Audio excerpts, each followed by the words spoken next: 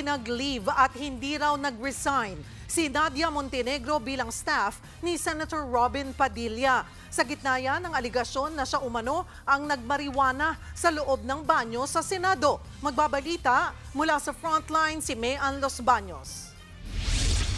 Umaalingasaw ang balitang may nagmamariwana sa loob mismo ng pasilidad ng Senado. Nadadawit nga riyan ang aktres at staff ni Senator Robin Padilla na si Nadia Montenegro. Bagamat nauna nang iginiit ni Montenegro na baka ang vape niya sa bag ang naaamoy na tila mariwana mula sa pambabaing CR malapit sa Extension Office. Sa gitna ng kontrobersya, may mga alingas-ngas na nag-resign na raw si Montenegro. Pinabulaanan niya ng opisina ni Senator Padilla. Baka leave lang siya, dito siya nag-resign. She's still with us. Nag-iimbestiga rin ang opisina ni Padilla at pinagsusumite ng paliwanag si Montenegro hanggang sa Martes. Nakarating na rin kay Senate Minority Leader Tito Soto ang naamoy na mariwana sa Senado. Nakakahiya sa mga kababayan natin. Sa Senado pa, kapal naman nila. Where there's smoke, there's fire.